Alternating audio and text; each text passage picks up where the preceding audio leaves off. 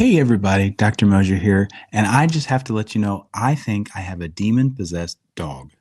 Yes, I'm talking about Ryder.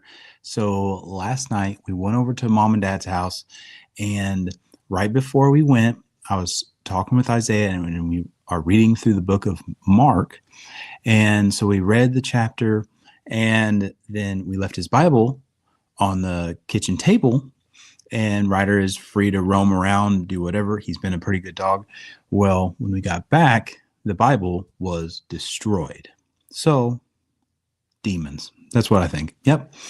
And so, anyway, the point that I'm making here is Isaiah and I were working through the book of Mark, and we were at the chapter where Jesus is crucified. And we were talking through that, and I asked him, hey, what do you think of that? And he says, well, I wish they didn't do that. Like, that makes me mad. I want to go beat him up. I'm like, well, yeah, me too. But I said, but that had to happen, because he was like, I wish that didn't have to happen.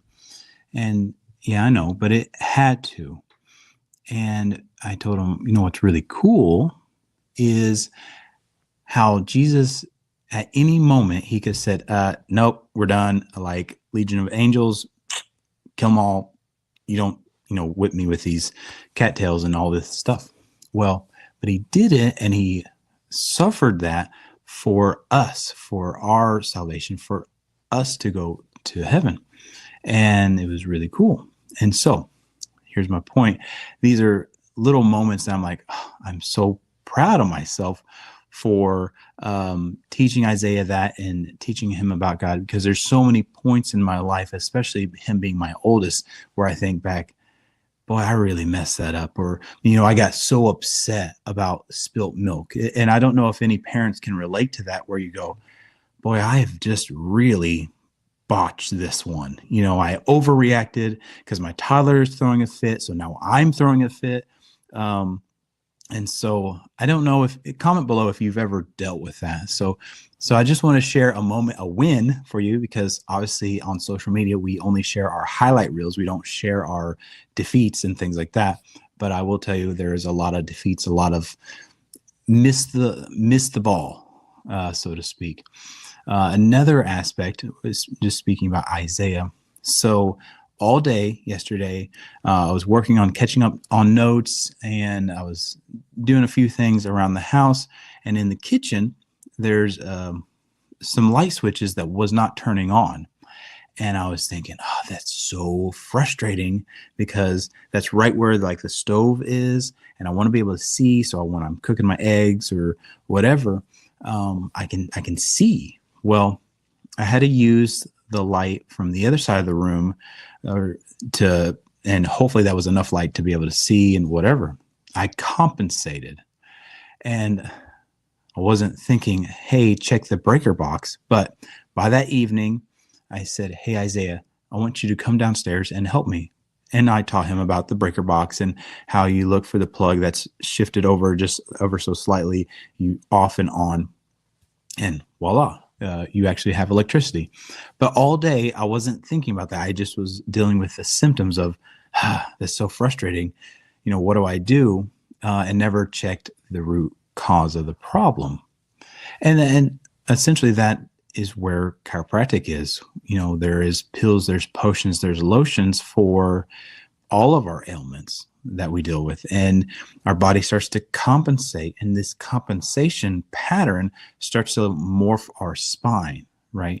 And it leads to arthritic changes, and arthritic changes is like calcium deposits. You see bone spurs on the spine itself, and you can have abnormal curvatures of the spine because the morphing mechanism.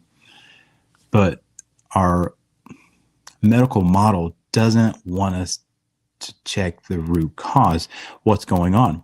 And I often talk about, Christopher Reeves and how he had that horseback riding accident, and he fell on his head, and he dislocated C1, C2. And so it was like a breaker box. It was turned off. It was shut down.